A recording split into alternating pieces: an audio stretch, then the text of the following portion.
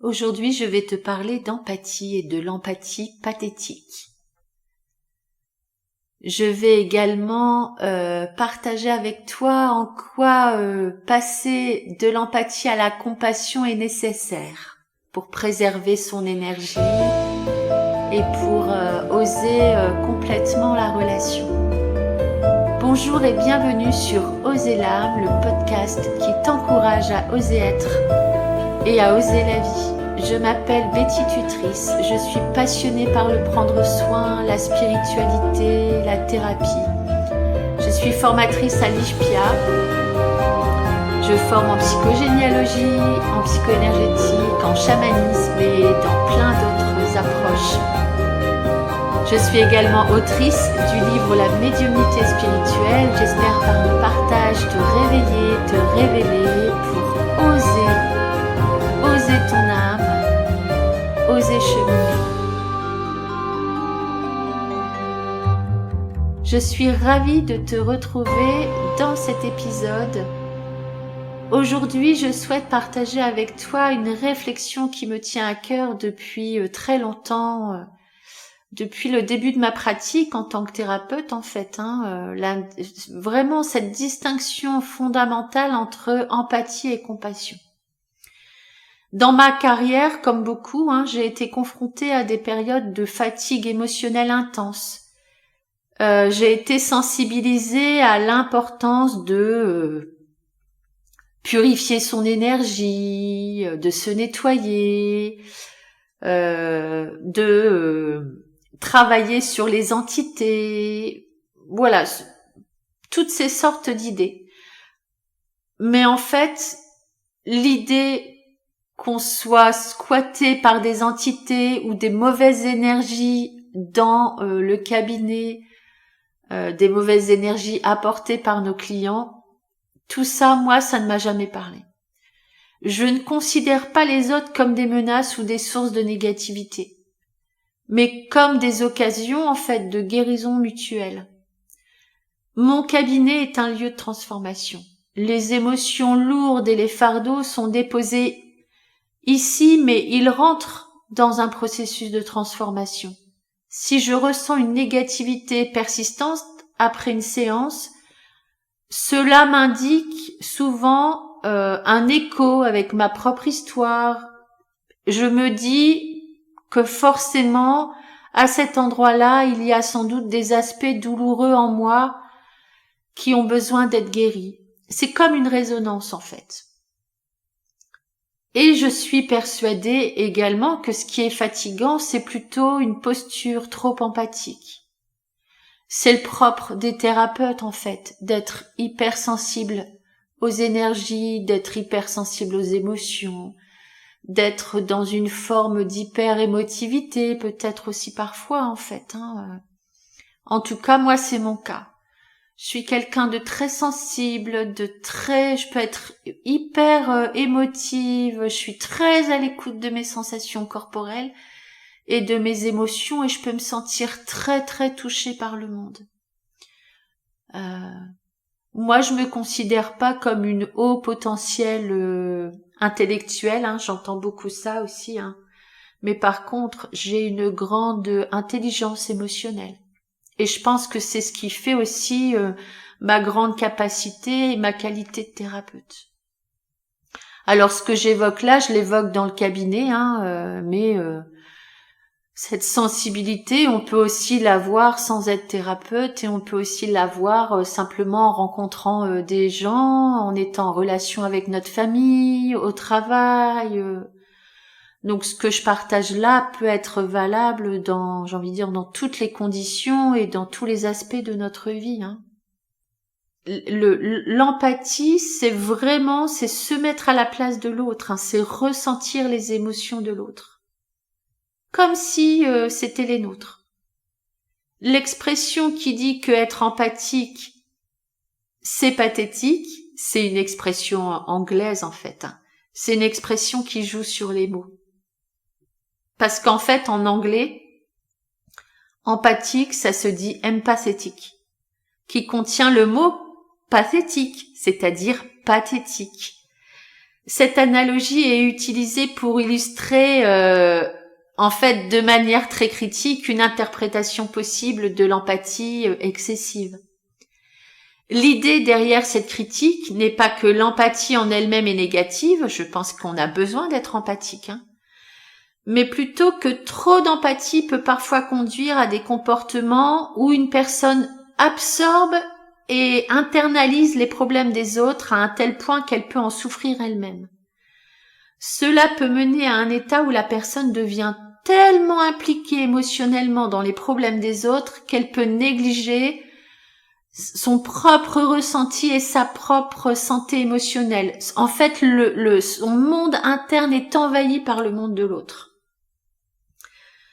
se trouvant ainsi dans une position de faiblesse ou une forme d'inefficacité en fait.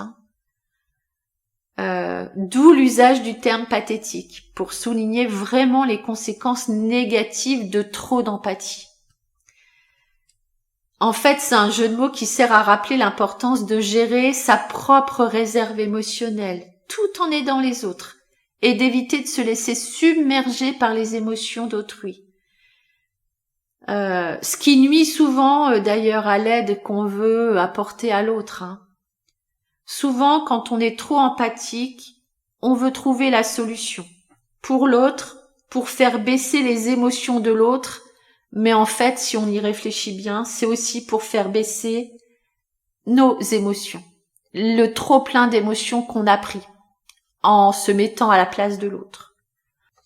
La compassion, en revanche, est une réponse affective où non seulement on comprend la souffrance de l'autre, mais on ressent également un désir d'amener l'autre à trouver son chemin de libération par rapport à ses souffrances. Contrairement à l'empathie, la compassion nous pousse à agir dans le sens quitter la souffrance et l'hyperémotion, l'hyperémotivité, voilà, pour se mettre dans une posture d'amour inconditionnel qui va nous faire agir autrement. C'est-à-dire que c'est l'amour inconditionnel qui va me permettre de proposer des voies, VOIES et VOIX, de transformation, de cheminement, ou simplement de faire passer l'énergie de non-jugement et de faire passer l'énergie d'une posture solide. Si on est dans un amour inconditionnel et dans le non-jugement, alors on a une solidité qui se construit à l'intérieur de nous, alors que si on transmet l'empathie, on montre à l'autre qu'on se met à sa place et qu'on ressent tout le champ émotionnel, tout son champ émotionnel. C'est pas tout à fait pareil. Donc l'empathie, ça indique vraiment de donner de son temps, d'apporter un soutien émotionnel, mais du coup c'est un peu différent.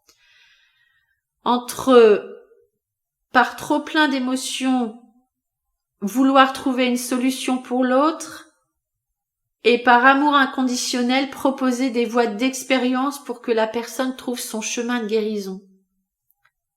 C'est totalement différent.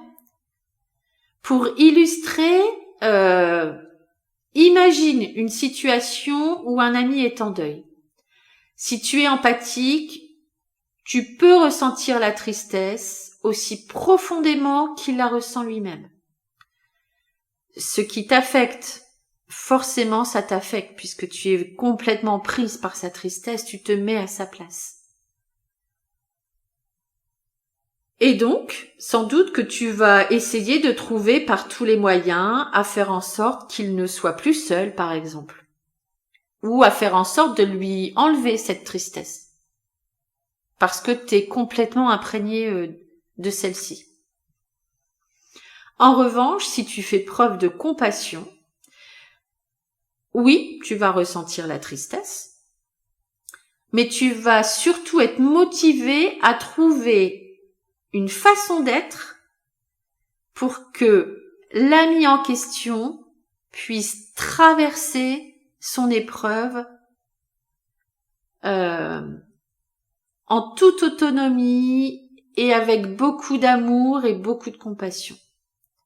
Par exemple, l'inviter à sortir pour se changer les idées, Moi, je trouve que la notion importante dans la compassion, c'est vraiment l'idée d'accompagner quelqu'un à traverser l'épreuve, à cheminer en toute responsabilité et j'ai envie de dire avec sa puissance.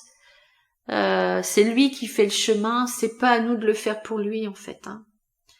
Ainsi, la compassion est souvent considérée comme le plus durable, moins risqué pour la santé émotionnelle, pour notre santé émotionnelle, car elle inclut en fait un élément de prise de distance émotionnelle qui permet d'agir efficacement sans se laisser submerger. En tant que professionnel, en tant que thérapeute, en tant que médium, pour moi, être en compassion, en conscience, c'est vraiment très important. À chaque fois que je travaille, à chaque fois que je rencontre quelqu'un, à chaque fois que j'accueille quelqu'un sur son processus de transformation, dans mon espace de travail, je mets vraiment l'intention d'en faire un sanctuaire où règne la compassion. La compassion, c'est pas une émotion passive, c'est pas une posture passive en fait, c'est vraiment une force proactive qui te permet de rester équilibré tout en apportant un changement positif. Alors, de passer de l'empathie à la compassion, ça demande de s'exercer. Déjà de se voir faire, c'est-à-dire de dire ok, là moi la souffrance je peux la ressentir. Là je pense par exemple aux soins énergétiques. Parfois quand on fait des soins énergétiques, on peut ressentir la douleur physique ou on peut ressentir dans notre corps la pathologie de la personne à qui on fait le soin. Bien ça c'est de l'empathie. Pour vraiment prendre cette distance et prendre une posture, on va dire, neutre, c'est de dire, ok, là, j'ai l'information dans le corps, là, je suis en empathie, c'est bon, j'ai l'information, je quitte l'empathie et je vais me mettre vraiment au niveau du cœur, je vais mettre ma conscience au niveau du cœur, de mon cœur, et je vais irradier l'amour et la compassion, l'amour inconditionnel et la compassion. Qui que tu sois, quoi que tu fasses, je te souhaite le meilleur sur ce chemin de guérison et j'ai foi dans ton processus. Voilà, simplement je t'envoie de l'amour. Ce qui fait qu'en fait on va prendre de la distance et notre posture va être différente. C'est-à-dire que on va pas chercher à mettre fin à ce que ressent. On va pas chercher à trouver une solution pour la douleur. On va envoyer cette puissance de la compassion et c'est ce qui va permettre à la personne de trouver son propre chemin pour venir apaiser la douleur. C'est comme si on venait amplifier la puissance de la personne qu'on accompagne. Il y a une méditation que j'ai longtemps pratiqué et que je pratique encore, qui moi me fait beaucoup de bien et qui me permet vraiment d'ancrer cette compassion dans mon quotidien. C'est en fait se donner la permission de ressentir profondément le sentiment d'amour. Donc pour ça, moi souvent je fais appel à quelqu'un qui m'a profondément aimée. Vraiment de laisser venir ce souvenir, cette énergie d'un amour qui m'a été donné. Et donc je prends le temps de ressentir dans mon corps le moment présent, sans rien avoir à changer, rien à faire, rien à redonner, simplement recevoir l'amour. Se donner la permission de recevoir cet amour sans rien avoir à mériter, un amour inconditionnel. Alors si je sens qu'il y a une partie en moi qui résiste, même s'il y a une partie peut-être qui peut chuchoter parfois que je ne mérite pas cet amour ou une autre émotion qui vient contrecarrer vraiment ce sentiment d'amour inconditionnel, je me dis en fait que ça n'a aucune importance. Parce que l'amour, c'est sans condition. Quelles que soient mes actions, quel que soit mon état d'être, l'amour, c'est sans condition. Et l'important, c'est vraiment d'avoir la certitude que j'ai été suffisamment aimée. Et le suffisamment, il est important. Quand je sens que cet amour est en moi, je deviens à mon tour cette personne capable d'aimer, inconditionnellement. Et donc là, je suis à la fois l'objet et la source d'amour. Le sentiment d'avoir été aimé inconditionnellement m'appartient et fait partie de moi. Ça coule à l'intérieur de moi comme une eau claire, fluide. Et cet amour efface tous les jugements, toutes les critiques qui peuvent être à l'intérieur de moi. Et je me connecte profondément à cet amour inconditionnel. Et je peux sentir un murmure. Quelqu'un qui me dit que la vie te soit douce, que tu sois libre de toute souffrance physique et morale, que tu sois en sécurité, en paix. Et je continue de garder le cœur ouvert. Et je vais laisser le visage de quelqu'un que j'aime, un souvenir, son prénom, voilà, dans le silence de mon cœur, et simplement je vais lui dire que la vie te soit douce, que tu sois libre de toute souffrance physique et morale, que tu sois en sécurité, en paix. Et je laisse partir cette personne. Puis je vais laisser venir une personne qui est neutre, un voisin, une personne rencontrée un jour, et toujours dans ce cœur bon et ouvert, dans le silence de mon cœur, je vais lui dire que la vie te soit douce, que tu sois libre de toute souffrance physique et morale, que tu sois en sécurité, en paix. Et de nouveau, je laisse partir cette personne. Puis je vais laisser venir à moi l'image d'une personne que je n'aime pas, qui peut-être un jour m'a fait du mal, et toujours à l'intérieur de ce cœur bon et ouvert, dans le silence de mon cœur, je vais lui dire que la vie te soit douce, que tu sois libre de toute souffrance physique et morale, que tu sois en sécurité, en paix, et je laisse partir cette personne. Puis je vais laisser venir à moi l'image, la pensée de l'ensemble de tous les êtres, peu importe qui ils sont, l'endroit où ils sont, et toujours à l'intérieur de ce cœur bon et ouvert, dans le silence de mon cœur, je vais leur dire que la vie te soit douce, que tu sois libre de toute souffrance physique et morale, que tu sois en sécurité, en paix. Et je laisse partir cette image, et simplement je reste avec cette sensation de ce cœur ouvert et de cet amour inconditionnel. Voilà pour ma petite proposition de pratique sur la compassion.